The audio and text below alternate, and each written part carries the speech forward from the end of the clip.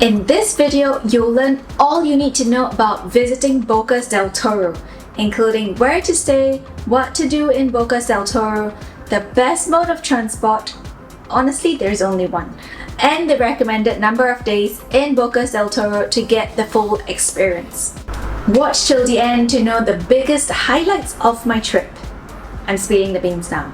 It involves staying in an overwater villa and a floating bar, hello! And why we extended our stay for another week. We were invited to stay in this mansion and treated like VIP.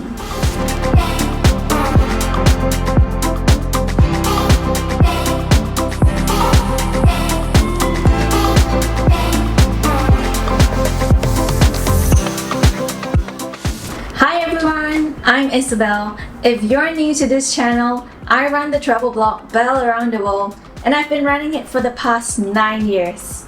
This travel blog aims to take you to places you never thought was possible and hopefully inspires you to take your next trip there. So, when people think of Panama, they don't quite ever think about Bocas del Toro. Bocas del Toro is a true paradise nestled in the Caribbean Sea. It's at the southern tip of Isla Colón in the Caribbean Sea. The Bocas Archipelago is a destination not to be missed, with its 9 islands and thousands of islets.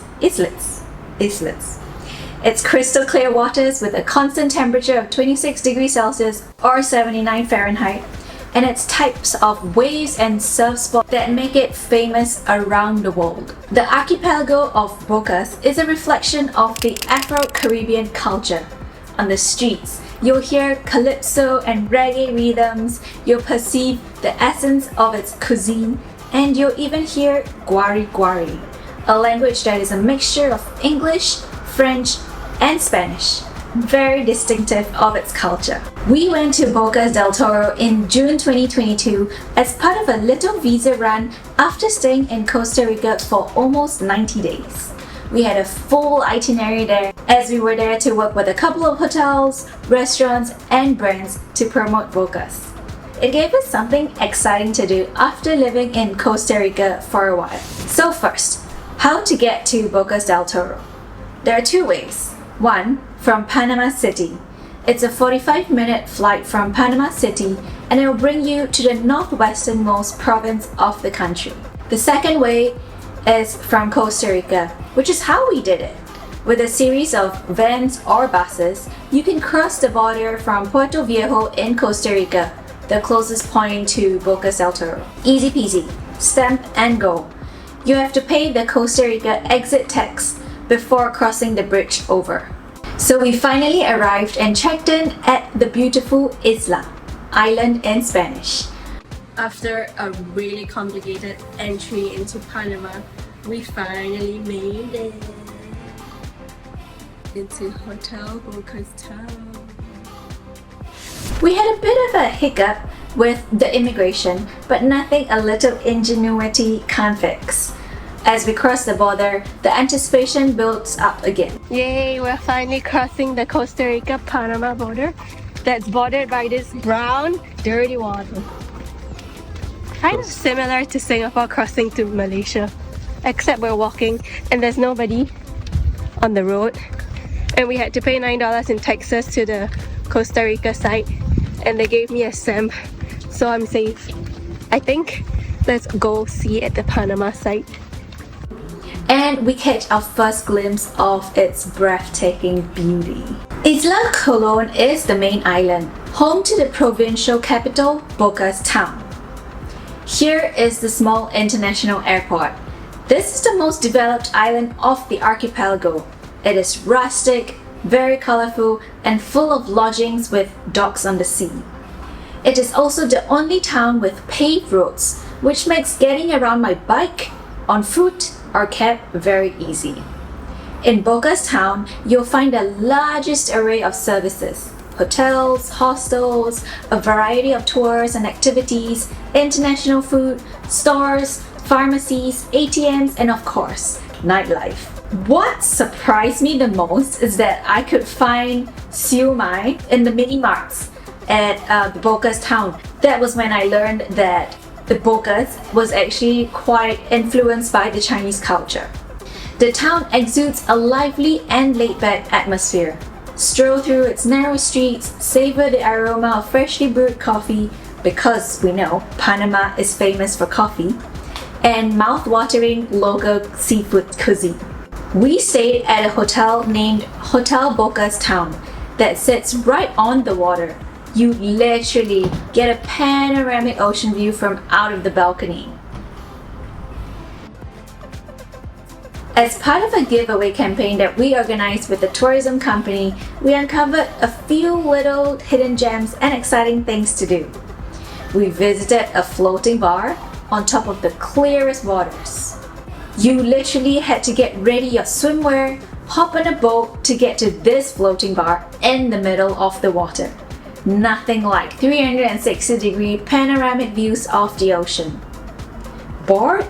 Your only other activity is to jump in the water. I wouldn't mind a life like that. Popular activities to do in Bocas del Toro include diving and snorkeling, trails and waterfalls, surfing, visit the indigenous communities, bird watching, turtle sanctuary, and more. The island is so small that the easiest mode of transport is by cycling, which we had a lot of fun doing. Oh, those carefree, simple days.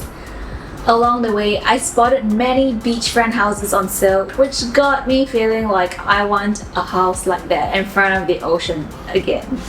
As part of another sponsor we worked with, we got the chance to visit the northwest tip of this island, Isla Bastimentos. It is one of the largest islands of Bocas. It's home to the authentic Afro community of Old Bank and Panama's first marine park, Bastimento National Marine Park.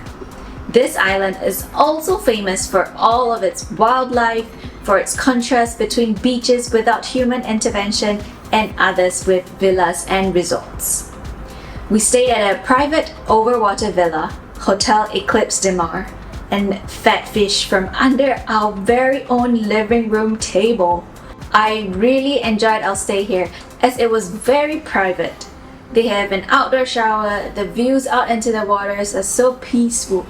We had breakfast every morning by our deck and played chess in the evening, living the life of every movie.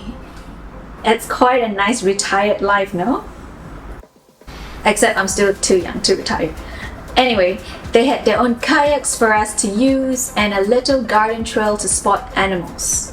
After living for months in Costa Rica, which are quite well known for the biodiversity and wildlife, I'd become quite attuned to animal spotting, where previously I would be struggling to figure out and find what the animal spotters could easily spot.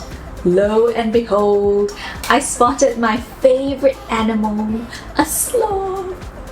I was very proud as sloths are one of the hardest animals to spot as they're very good at camouflaging and sleeping.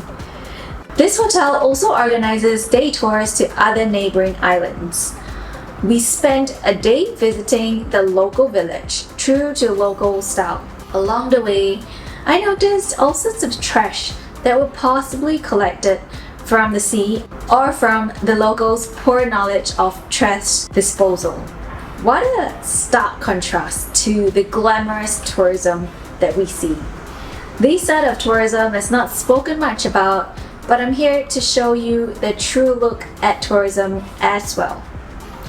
Just when we thought our trip has concluded, we got invited to a friend of Selassie's dad who owns the biggest mansion I've ever seen in my entire life.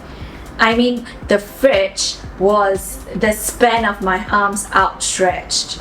They even had a full-time cook, a whole collection of surfboards that they could easily open a surf shop. They operate a neighboring luxury hotel called La Carolina Island House, which we had the privilege to tour. The architecture was inspired by Balinese culture. During that week-long time that we stayed at this mansion, Selassie bided his time surfing and spearfishing while I swam in their infinity pool and worked. I had so much fun working from there. shooting, creating content about blogging tips, conducting my coaching program. We got high, we laughed a lot, and we ate a lot. Mostly fresh seafood though. Unsurprisingly, we extended our stay by a couple more days because hey, it's the nomad life. We can literally work from anywhere. And also thanks to our generous hosts. If you're wondering how many days to spend in Bocas del Toro, we spent 2 nights in Bocas Town and 2 nights in Isla Bastimentos. We of course extended our stay by a week at our friend's mansion. Bocas del Toro in general is a sleepy, quiet town, mostly with boat owners docking their boats here for a little respite. You can get done with most things in a span of 4 nights or less. If you're thinking of visiting Panama, don't forget to check out Bocas del Toro. Bookmark this video. Or if your itinerary sees you visiting Costa Rica's southern eastern end, then it's definitely worth it to squeeze a couple more days to check out this cute island. If you enjoyed travel videos such as this, I would appreciate if you can hit the like and subscribe button to our channel for more thrilling travel videos. And remember, life is too short to stay in one place. Until next time, keep exploring!